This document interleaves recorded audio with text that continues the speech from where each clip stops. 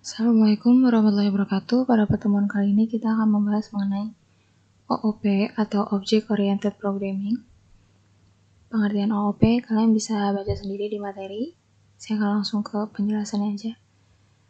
Class di sini ada prototipe yang ditentukan pengguna untuk objek yang mendefinisikan seperangkat atribut yang menjadi ciri objek kelas apapun. Atribut adalah data anggota variabel kelas dan variabel contoh dan metode diakses melalui notasi titik. Sini ada bentuk umumnya yaitu kelas, lalu ada nama kelasnya dan titik 2, lalu di bawahnya baru ada statementnya. Kita lanjut dulu. Sini ada objek, contoh unik dari struktur data yang didefinisikan oleh kelasnya. Objek terdiri dari kedua anggota data, variabel kelas dan variabel contoh, dan metode. Sini ada komentarnya juga dan ada contohnya. Jadi di sini nama kelasnya adalah kelas orang. Lalu di bawahnya itu ada statement fungsi, di mana defini fungsi, katakan halo ini fungsinya, nama fungsi, lalu self itu parameternya. Di dalam fungsi ini dia mencetak halo, apa kabar.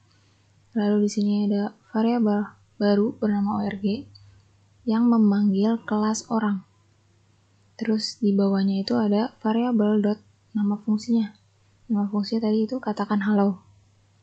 Gitu. Jadi kalau mau manggil ini tuh harus dua. Yang pertama manggil kelas, yang kedua manggil fungsi, kayak gitu. Nanti dia akan mencetak kata halo, apa kabar. Oke, selanjutnya itu ada metode. Jenis fungsi khusus yang didefinisikan dalam definisi kelas. Selanjutnya ada konstruktor. Metode konstruktor merupakan sebuah metode yang akan otomatis dipanggil ketika objek diinstansiasi. Konstruktor umumnya digunakan untuk melakukan inisialisasi terhadap suatu variabel atau metode. Di sini ada contoh konstruktor. Jadi konstruktor itu punya suatu ciri khas yaitu namanya init. Jadi dia nama fungsinya itu pasti init kalau konstruktor. Oke, ingat. Jadi di sini ada komentarnya juga, kalian tinggal baca. Jadi kalau nama kelasnya adalah orang, lalu di sini menggunakan fungsi konstruktor bernama init dengan parameternya itu ada self dan nama. Self nama ini itu variabelnya, namanya ini perintahnya. Oke. Lanjut ada fungsi yang kedua yaitu def katakan halo. Di sini parameternya itu ada self, lalu mencetak print halo siapa nama kamu, lalu dia manggil ke self nama. Self nama berarti yang ini ya. Nanti dia balik lagi ke atas buat manggil self nama. Oke, di bagian sini ada variabel org yang memanggil kelas. Kelasnya itu orang. Lalu di sini saya mau memasukkan inputan yaitu inputan nama. Di sini saya nulisnya contohnya Budi. Kalian bisa pakai nama kalian sendiri juga. Lalu yang kedua ingat, setelah manggil kelas kalian manggil fungsi. Di sini karena fungsinya itu yang mencetak adalah dikatakan halo, jadi kita harus menulisnya katakan halo. Karena di init ini tidak bisa dipanggil karena dia pasti isinya cuma perintah saja seperti ini, variabel. Save nama perintahnya adalah nama, sementara mencetaknya itu udah dikatakan halo, kayak gitu. Lalu nanti hasilnya akan seperti ini, halo siapa nama kamu? Budi. Oke. Selanjutnya destructor. Metode destructor dalam Python merupakan metode yang menyediakan proses khusus sebelum objek dihancurkan atau dialokasi. Metode konstruktor disebut del. Metode ini tidak akan dilaksanakan sampai semua referensi ke semua objek telah dihapus. Oke, jadi bedanya sama konstruktor, kalau konstruktor itu init, kalau destruktor itu del. Oke, itu beda. Kalian harus ingat. Contoh konstruktor dan destruktor. Oke, saya masuk ke contohnya. Di sini contoh. Nah, jadi saya udah nambahin komentar juga. Di sini kita nama kelasnya itu adalah orang. Lalu langsung ada perintah total sama dengan 0, berarti kita harus melihat acuannya di sini. Totalnya 0. Lanjut ada fungsi definite, fungsi konstruktor yang isinya perintah, yaitu variabel self nama dengan perintahnya nama. Lalu di sini ada lagi orang dot total. Jadi kelas orang totalnya. Oke. Totalnya itu kan tadi 0, terus dia akan bertambah 1 ketika ada nama yang dibuat. Oke, selanjutnya itu ada defdel atau destruktor dengan parameter itu self. Nah, bedanya itu ada di sini. Kalau init itu ditambah, kalau del itu pasti dikurang. Karena del itu dia itu menghancurkan ini tadi ada di sini apa? Objek dihancurkan atau dialokasi kayak gitu. Jadi tugasnya del itu untuk menghapus Selanjutnya itu ada dev katakan halo. Di sini ada untuk mencetak perintah, yaitu print halo siapa nama kamu, self nama, berarti dia kembali lagi nanti untuk manggil nama di sini di init. Untuk terakhir ini ada dev total populasi. Parameter itu adalah CLS, lalu print itu ada total populasi sebanyak CLS total. Jadi seberapa banyak data yang akan masuk, data yang akan diinput sama kita, nanti akan mencetak totalnya. Oke, di sini ada metode kelasnya. Jadi sebelumnya saya belum menjelaskan tentang metode kelas. Contohnya itu kayak gini. Jadi di sini ada variabel nama total populasi, terus di sini ada kelas metodenya, terus ini ada parameternya. Oke, berarti dia metode ini manggil total populasi.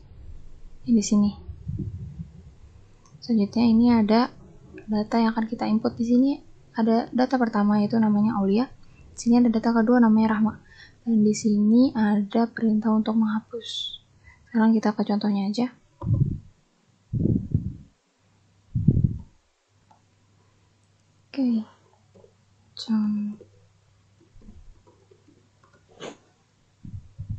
Oke, di sini kita bandingin dulu.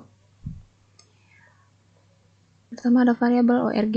Dia itu manggil kelas orang, namanya adalah Aulia. Berarti self nama yang pertama adalah Aulia. Oke, terus lanjut orang dot katakan halo.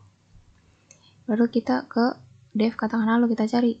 Di katakan halo ini dia mencetak halo siapa nama kamu. Benar, berarti halo siapa nama kamu. Lalu ada perintah self nama, berarti manggil self nama tadi yang sudah kita masukkan pertama di sini, Aulia. Berarti masukin Aulia. Lalu itu ada orang dot total populasi. Berarti kelas orang, lalu dev total populasi. Di sini total populasi itu ada perintah untuk mencetak total populasi sebanyak CLS total. Terlihat di ini. Tadi kan total di sini kan masih 0 ditambah 1. Berarti 1 karena kita sudah membuat nama Aulia. Kayak gitu. Lanjut ke data yang kedua yaitu Rahma. Sama seperti yang tadi. Di sini bedanya variabelnya diganti jadi org2. Lalu dimanggil kelas yang isinya nanti self namanya adalah Rahma. Lalu di org2 dot katakan halo. Berarti dia akan mencetak lalu siapa nama kamu, koma self nama. Self namanya tadi kita masukin adalah Rahma. Berarti dia akan masukin Rahma. Orang dot total underscore populasi. Populasinya berarti sekarang bertambah menjadi 2. Karena kan tadi sudah 1, terus 1 ditambah 1, 2. Lanjut, karena data sudah habis, jadi kita operasi selanjutnya yaitu print objek dihapus. Kita print di sini. Del orang, del org2, berarti data yang kita masukin di sini akan dihapus. Jadi total pas diperintah line 35 orang dot total populasinya sekarang sudah berubah menjadi 0 karena sebelumnya itu ada perintah untuk menghapus org sama org2 kayak gitu. Oke, masih gampang di sini. Kita lanjut ke contoh konstruktor dan destruktor. Sudah. Inheritance. Pewarisan merupakan konsep dalam pemrograman berbasis objek yang memungkinkan untuk membuat suatu kelas dengan didasarkan pada kelas yang sudah ada sehingga mewarisi semua metode dan atributnya. Pewarisan merupakan suatu mekanisme yang memungkinkan seorang pemrogram menciptakan suatu kelas baru berdasarkan kelas yang sudah tersedia, tetapi tidak perlu menuliskan kode dari nol. Dengan cara seperti ini, semua metode dan atribut yang terdapat pada kelas induk diturunkan ke kelas turunannya. Namun kelas turunannya dapat menambah metode baru atau atribut baru tersendiri. Kita langsung ke contohnya aja. Sini saya punya 3 contoh inheritance. Oke, yang pertama ini. Membuat kelas manusia sebagai parent. Jadi, kelas itu dibagi menjadi 2. Ada kelas namanya parent atau super class dan ada kelas namanya child class atau subclass. Sementara di sini baru ada 1 kelasnya, jadi belum bisa ditentuin apakah ini kelas parent atau child. Di dalam kelas manusia ada 2 dev seperti biasa. Di dev init itu cuma berisi perintah, sementara di dev kedua itu berisi print atau mencetak. Di sini dev init memiliki 3 parameter yaitu parameter self, parameter nama depan, dan parameter nama belakang. Di self first name itu, variabel pertama ini berisi akan memanggil nama depan, sementara self last name ini akan memanggil nama belakang. Oke, jadi dev biodata. Oke, di sini saya punya contoh inheritance ada 3. Yang pertama ini Sebenarnya ini belum bisa ditentuin ini kelas parent apa manusia karena kelasnya masih 1. Jadi saya hapus dulu komentarnya. Ini kelas manusia. Di kelas manusia ini ada 2 perintah fungsi, yaitu definite dan defBiodata. Seperti biasa di definite ini cuma berisi perintah dengan parameternya itu self, nama depan, nama belakang. Variabel pertama itu namanya self first name, dimana perintahnya adalah memanggil nama depan. Selanjutnya ada self last name, perintahnya adalah memanggil nama belakang. Lanjut ke defBiodata, di sini parameter self. Lalu ada perintah print, nama saya ada self first name. Berarti dia memanggil variabel self first name yang perintahnya nanti akan menginput nama depan. Lalu mencetak spasi, lalu mencetak self last name. Lalu di sini saya punya variabel namanya data, yang dia akan mengambil kelas dari manusia. Yang data sudah saya input di sini adalah first name-nya atau nama depannya adalah Aulia, nama belakangnya adalah Rahma. Oke, di sini ada variabel yang tadi saya sudah buat, saya turunin lagi ke bawah. Variabel dot fungsinya biodata untuk mencetak. Berarti nanti dia seharusnya akan mencetak nama saya, self first name-nya Aulia, nama saya Aulia, spasi, self last name, Rahma. Berarti nama saya Aulia Rahma. Coba kita lihat dulu.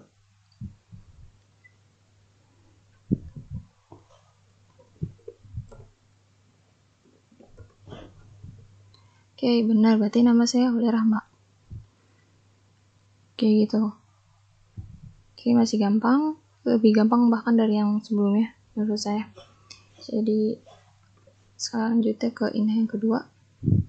Nah, baru di sini kelas ada 2. Yang pertama ada kelas manusia, yang kedua ada kelas pelajar. Saya udah ngasih komentar, jadi untuk kelas manusia itu bisa dipanggil parent class atau super class, sementara untuk kelas pelajar bisa dipanggil child class atau subclass kayak gitu. Untuk kelas manusia seperti biasa, seperti sebelumnya, sama, masih menggunakan perintah nama depan, nama belakang, lalu mencetak nama saya, self first name, spasi, self last name. Jadi di sini ada kelas pelajar aja. Jadi kalau kita running seharusnya hasil sama seperti yang inhe 1.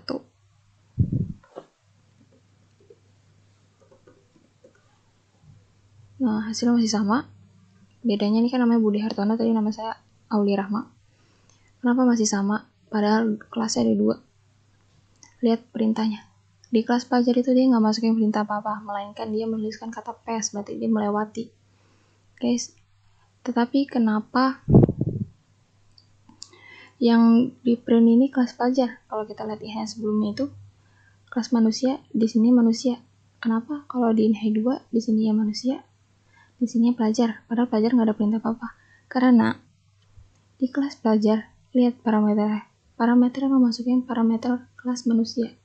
Otomatis kelas pelajar adalah kelas pelajar mengambil alih semua perintah di kelas manusia.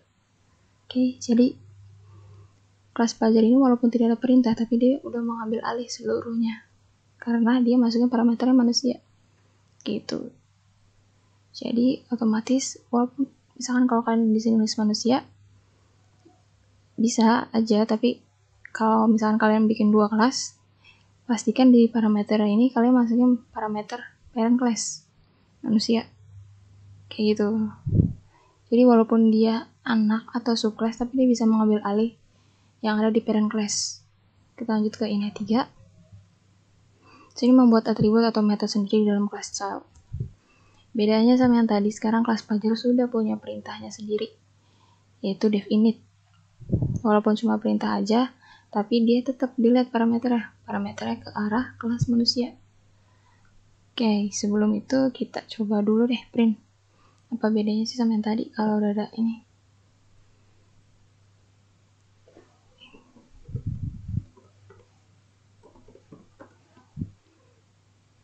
Nah, dari 2 nama yang kecetak hanya Suci Harmoni. Kenapa? Karena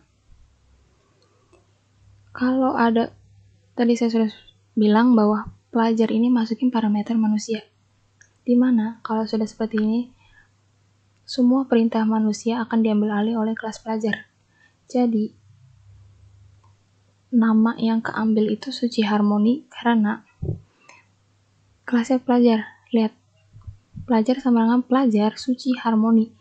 berarti dia akan mencetak semua perintah di pelajar dan manusia. Oke, saya jelasin dulu. Jadi, kelas pelajar ini sudah mengambil alih kelas manusia. Jadi ini semua perintahnya itu adalah perintah kelas pelajar. Karena pelajar sudah masukin parameter manusia. Oke, kenapa yang kecetak suci harmoni? Dilihat dari sini. Dia memanggil kelas pelajar.